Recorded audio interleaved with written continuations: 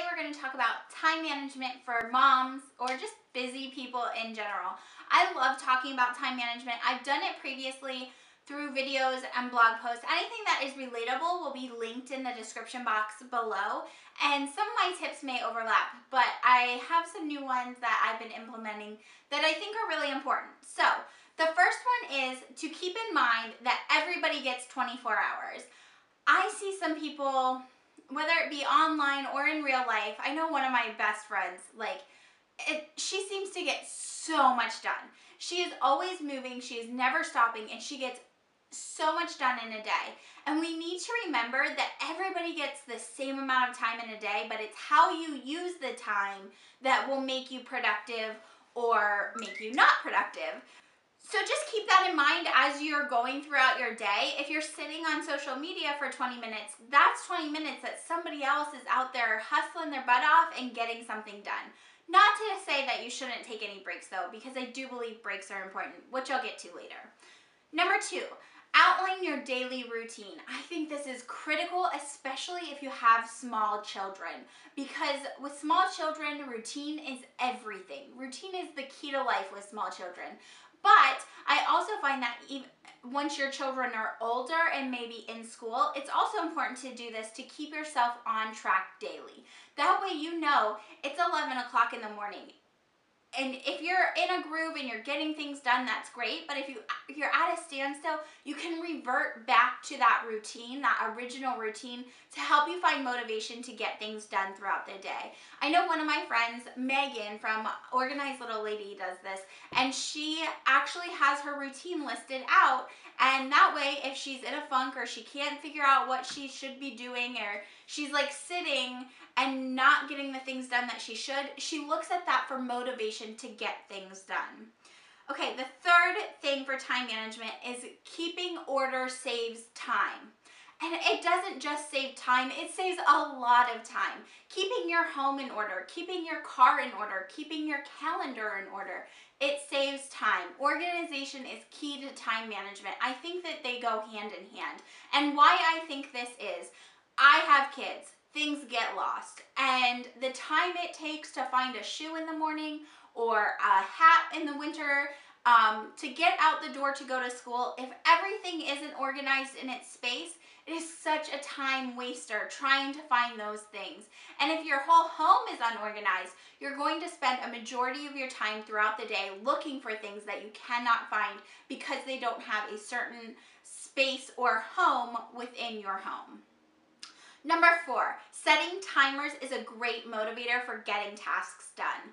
I hate doing laundry. Hate it. You guys, if you follow me, you know that I am terrible at laundry. I hate doing laundry. It is my biggest chore that doesn't get done or that I need motivation to do. So I set a timer for 15, 20 minutes, and I take that time to focus solely on laundry. I will not let myself get distracted. I will not let myself do anything else except for laundry. Another thing is when you set a timer, it gives you an end point. So if it's a huge task that you know you're not going to finish in one day, you can always set the timer for 40 minutes, 50 minutes, however amount of time you have. Do that work, and then you have a stopping point, and you can wrap it up and be like, I'm done for today. That way, if it's a project that is going to take weeks or months or even longer, you have mini breaks where you know you can stop. The thing though with setting timers is I find that if I'm folding laundry, I have a timer set and I don't make it the whole way through, don't stop when the timer goes off. If you have things left to fold, no, okay, my time is up, and as soon as I fold these, if you're close to being done, I should say, just finish it. And then you'll feel even better about yourself because you not only made it through the time that you allotted yourself, but then you went the extra mile to complete the task. Tip number 5 is to prioritize what needs done and to always know that there is tomorrow. Obviously, there are tasks that have to be done within a certain day. Feeding your children, picking your children up for certain places, going to meetings, doing things for work. But there are other tasks that can wait till tomorrow. Your list, if you are a big to-do list maker, I guarantee you 9 times out of 10 that your list goes unaccomplished throughout the day. I am the same exact way. I overachieve when making a list, and I have every day things on my list that don't get done, but I prioritize my list. So the things that aren't getting done are things that aren't on a deadline, that I'm not worried about them not getting done and it affecting someone else, or it affecting my job, or it affecting our life in general. If the bathrooms don't get cleaned today, there's always tomorrow. And there are certain tasks that you can put off till tomorrow, but don't let them go off for weeks, because that is not productive. Tip number 6 is set time for social media. Social media for almost everybody is a given. You want to be on social media, you want to connect with others, and you want to see what's going on in the world around you. I think social media is great, especially for stay-at-home moms who are newly stay-at-home moms, who have small children, who feel like I used to feel this way. So I don't know if other people feel this way, but I would feel like trapped within my home. I had no idea what was going on in the world around me. Social media has changed that, I think. And it's a great way for moms to connect with other moms, for women to connect with other women, but you have to set limits, and you have to set timetables for that if you're going to manage your time wisely.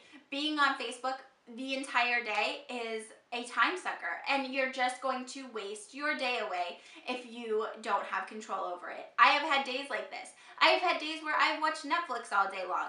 Once in a while, it's okay, but if you're doing it consistently, then you're finding your productivity is going way down. So what I typically like to do is, when I wake up in the morning, I like to grab my phone and scroll through, see if I've missed anything while I was asleep, check my email, that sort of thing. And then I like to take the time that I'm eating lunch to pull out my computer, to sit down, to do social media, to post on Instagram. A lot of times I'll Periscope right around lunchtime as well. Like, I'm not eating as I'm filming on Periscope, but it's around that time of the day.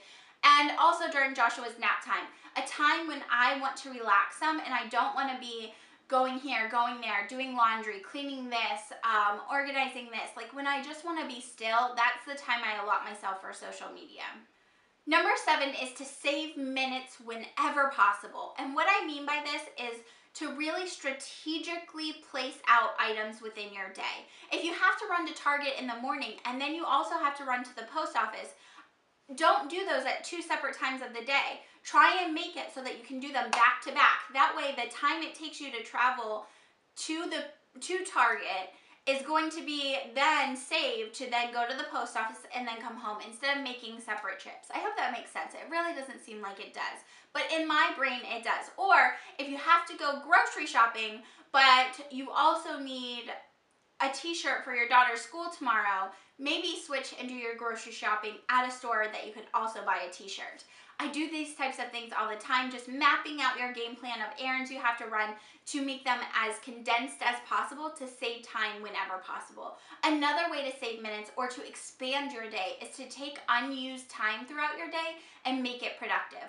For me, it's sitting in carpool line. It is a time waster to sit there in carpool and not have anything to do.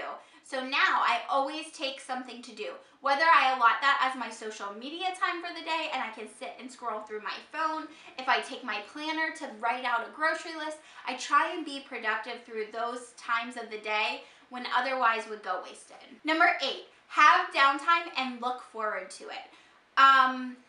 Allotting yourself some downtime every single day is so important. That way, when you're working hard throughout the day, you know that there's an ending point and you know that there's time for relaxation. If you work from home, if you are self-employed, if you are a stay-at-home mom, this is very hard to achieve because you feel like you're always on the clock and that you're always having to do more and push more and always be working. But downtime is critical, especially if you are a mom with young children. Having downtime where you're simply just doing nothing is so important to help you be productive the next day or the day after. If you're constantly on the go, you're going to get burnt out. So just take the time in the evenings and put it all away. And know that tomorrow the laundry will still be sitting right beside you, right there. It's right there, I promise. And the laundry will still be there, your emails will still be there, but just shut it off. Have an ending point to your day that isn't right before you go to sleep. I think that's very important and one that I need to do more of. Number 9 is to use shortcuts whenever possible. Things that help you be productive. In my case, it's my crock pot. Making dinners quickly without me having to stand over the stove is so important. Another one that I do that is actually a tip from a viewer is to use the timer on your washing machine. This has changed my laundry routine.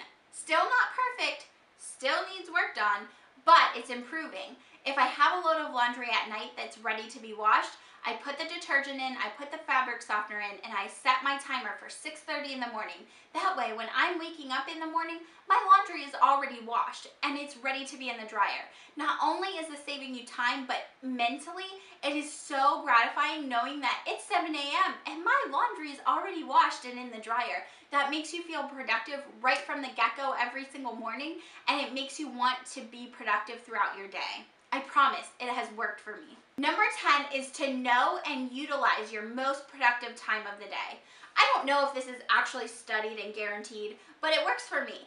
I have a time of day every day where I'm most productive, where I get the most done in the shortest amount of time, and I'm super motivated to do so. You want to know what that time it is? It's after my kids get home from school, before my husband gets home from work. I don't know why, but I think I'm most motivated during this time because I want my husband to come home and to see my productivity throughout the day and to see that I got a lot accomplished and that I wasn't just sitting around as some people think stay-at-home parents do. Not saying my husband thinks that, but I know that other people think that. And this is my most productive time of the day. I can zip through the house and get so much cleaned and decluttered and dishes done and dinner ready. I'm just like on my A game during that block of time every day. So if that's my most productive time of the day, I want to cram as many things into that time as possible, and that way I can just fly through them and have like 7 things set up that I know I want to get done, and most of the time I get them done during that time frame of the day. The hard part for me is that whenever that productive time, the hours of like say 4:15 to 6:15 are when we have something going on. In the spring and summer, whenever we are going right from school into activities, I don't have that bubble of productive time, and then I get nothing done throughout the day. So you need to utilize that productive time if possible. If you can't, I'm still working on an answer for if you can't use that time to be productive. I'll let you know if I come up with one. And my extra little tidbit is to delegate. Delegating to your children changes your life.